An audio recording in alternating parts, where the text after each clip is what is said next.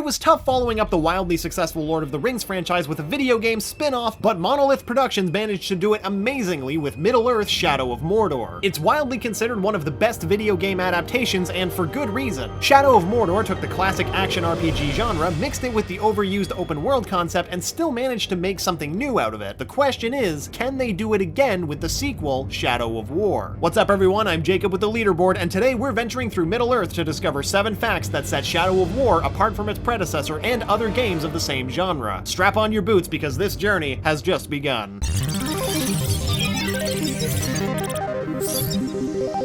The Rings of Power are collectively one of the most important plot elements in the Lord of the Rings universe. I mean, look, they're right there in the name. So it's kind of a big deal that Monolith decided to take the liberty to create a new Ring of Power to serve the story and gameplay of Shadow of War. Unsurprisingly, Tolkien fans grew apprehensive when news of the new ring spread, fearing that Shadow of War would make light of the Rings of Power. To reassure the fans, Michael DePlotter, creative director for Shadow of War, stated that Monolith does not take the forging of the new Ring of Power lightly, and that the new ring won't contradict anything in the novels. Monolith chose the 60-year period between The Hobbit and The Lord of the Rings specifically to explore uncharted territory, and they've promised to do so with caution. Bob Roberts, design director on Shadow of War, chimed in and confirmed that Monolith was running every story aspect through Middle-earth Enterprises in order to keep the integrity of the continuity. It seems for now that the Middle-earth franchise is in good hands. While Tolkien fans have for the most part settled down about the new ring, fans of Shadow of Mordor have only gotten more excited. Forget continuity for a minute and let's talk about what forging a Ring of Power means for Shadow of War's characters. Celebrimbor, the second most important character of the series, probably has the highest stakes riding on this new ring. In the original lore of the Lord of the Rings universe, Celebrimbor was the legendary smith who was deceived into forging the original Rings of Power for Sauron. This new ring could be his only chance at revenge, and more importantly, redemption.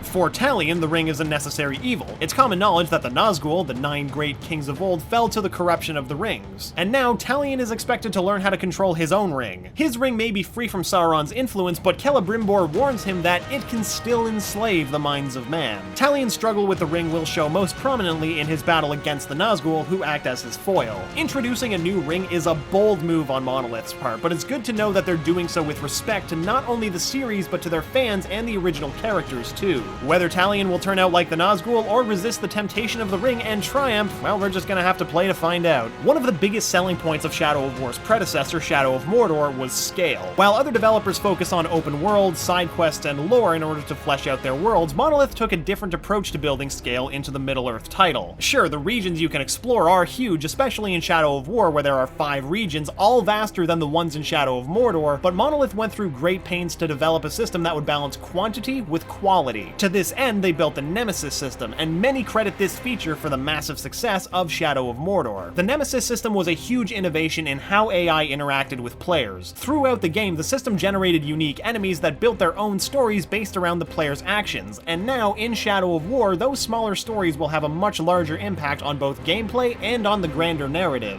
The sequel takes unique player AI interactions a step further by allowing players to recruit nemesis into their own armies in preparation for large-scale battles such as fortress assaults. The Lord of the Rings franchise is known for having fight scenes of epic proportions, so it's pretty clear where Monolith drew their inspiration from here. The new and improved Nemesis system also allows players to build relationships with their new orc buddies, but to the dismay of many prospective players though, Monolith studio head Kevin Stevens has stated that these relationships will be platonic at best. So just to be clear, you can't romance or make out with orcs in Shadow of War. Maybe in DLC though. Maybe it'll be like Fire Emblem where you can ship your soldiers. Probably. Hopefully. Side quests are usually a grind in large-scale open-world games, and Shadow of Mordor was no exception. For Shadow of War though, Monolith wanted to make more than just filler missions that existed primarily to pad out overall content and completion times. Michael DePlotter said in an interview with Game Informer that side missions for Shadow of War have been, quote, given the same sort of attention as story missions. Each of the side missions were written and developed to have story arcs in them revolving around some of the side characters. And they're not just going to be more narratively compelling, the objectives and overall gameplay have been fine-tuned to give players a much more satisfying experience. As fun as they are though, players should take caution before jumping into these new and improved missions because win or lose, replaying them is not an option. Side quests aren't the only gameplay features getting getting an overhaul. Boss fights are next on the list, and they're something fans have been looking forward to ever since the first trailers were released. The Nazgul, Balrogs, Fire Drakes, fans are just itching to meet these legendary baddies in combat, and Monolith went above and beyond to deliver. When looking back at Shadow of Mordor, it had a few memorable boss fights, but most of them were relatively forgettable. Players who completed the game were especially disappointed with the anticlimactic final battle and the lack of nemesis integrated into the ending. According to Bob Roberts, Monolith took all of the feedback they received regarding their lackluster boss battles and incorporated all of that criticism into the development process. In fact, they tried so hard to please fans and create more engaging boss battles that Roberts says it almost feels like they overcompensated for their past mistakes. Apparently, the ending might be so epic that fans might hate it? I don't know what that means, but I'm hyped! Aside from the ending, another improvement in boss battles and the PvE experience as a whole is that fights against Nemesis captains have been evolved into mini-boss encounters. The fights will be more intense, and the Nemesis system will ensure that each encounter with a captain will have to be tackled using different tactics. When asked why boss battles weren't so great in the first game, Roberts explained that during playtesting, some players cruised through certain fights while others struggled. Monolith had trouble balancing the player experience and ended up attempting to cater to a wider audience through various means. This lack of direction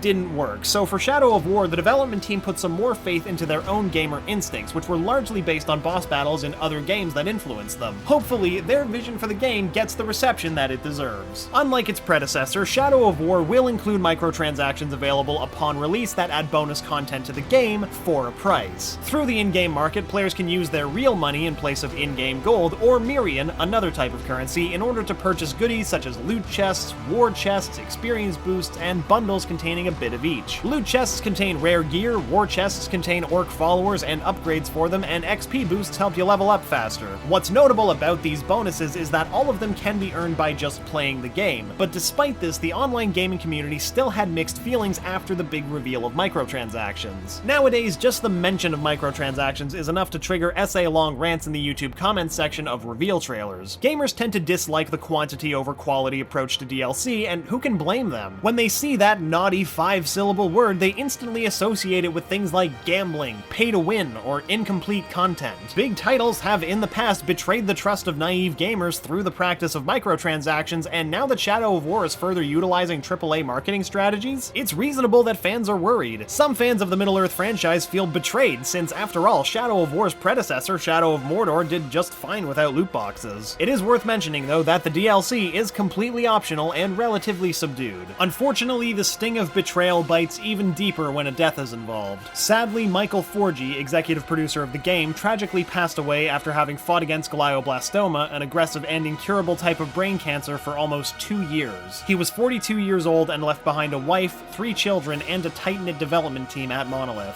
Forgy was not only the executive producer for Shadow of War, he was also a member of Monolith's in-house band, Orcslayer. To honor his memory and immortalize him in their own way, Monolith created a special character for Shadow of War named Forthog the Orcslayer. But despite the goodwill behind Forthog's inception, many gamers were not happy. The reason for this backlash is that Forthog is paid DLC. He costs $4.99 and you can pre-order him. That isn't necessarily a bad thing, especially since Warner Bros. Games announced that they would donate $3.50 out of every Forthog the Orcslayer purchase made in the US to the 4G family through December 31st, 2019. But gamers were left to wonder why only $3.50 was being donated to the 4G family and not the whole $5. People on the internet began to speculate as they do and came to the immediate conclusion that WB, the no-good, dirty, rotten publishers, were trying to profit off the death of a loved one. Forthog the Orcslayer quickly changed from a symbol of love into a symbol of greed. What many Orcslayer haters don't realize, however, is that platform holders earn a share of money earned from digital sales. So while $3.50 goes to 4G's family, the remaining $1.50 is probably going directly to platform holders instead of WB Games' pockets. Now that that's sort of cleared up, there doesn't seem to be anything else wrong with Forthog's announcement. That is, until you get a magnifying glass and squint at the bottom of the screen at the fine print indicating that sales made in Alabama, Hawaii, Illinois, Massachusetts, Mississippi, and South Carolina will be excluded from the donations. In order for WB to donate in those 6 states, they would need to to register, but for whatever reason, WB isn't registering. What makes it more confusing is that WB posted on Twitter that neither they nor Monolith would be making a profit off of the sales from any region. So where is all of the money from those states going? Because the situation lacks transparency, people have been quick to fill the gaps with their own narratives and opinions. Some say that the DLC should have been free, but then 4G's family wouldn't have gotten a cent. WB certainly could have registered, but maybe it's more complicated than that. Well, what if they did make the DLC free and then made a direct donation to 4G's family? I don't know, who knows what's going on behind the scenes, but as always, let us know your thoughts in the comments, because this is a tricky situation to say the least. All of this confusion and frustration has stemmed from the stigma surrounding microtransactions, but people shouldn't go after the developers themselves, because let's not forget that the root of all of this was love. Forthog the Orc Slayer was created as a way to cope with grief, not create more of it. So rock on, 4G, your orc slaying days are not over. Whether in memory or in Middle-earth, people still love you. Alright, to send you off with a smile, we've got good news for you, but before we tell you what it is, here is a fair spoiler warning. We good? Okay. After players beat the main campaign in Shadow of War, they'll unlock an endgame mini-campaign that flips the player's role from Conqueror to Defender. Throughout the game, players will have raided Sauron's fortresses and taken them under Talion's own banner. In this mini-campaign, though, players will need to defend the fortresses they conquered from Sauron's retaliation. In order to succeed, players will have to hold capture points, slay invading war chiefs, and mount rescue missions to save the orc followers that were positioned in the fortresses. Fail, and they'll need to retake the fortress in order to progress with the story. That's right, this bonus game mode has plot significance. Once players complete the mini-campaign, they'll unlock the game's true ending, which may or may not lead directly to Lord of the Rings. Oh, and by the way, this isn't DLC, this is part of the main package. Well, that about does it for this video. Once again, I'm Jacob with the Leaderboard, and thanks for tuning in to 7 facts about Middle-earth Shadow of War. Anything else you're excited about that we missed? Let us know in the comments below, and don't forget to click that little bell icon to become part of our notification squad. And if you like getting more from your games, subscribe to the Leaderboard, your home for video game facts.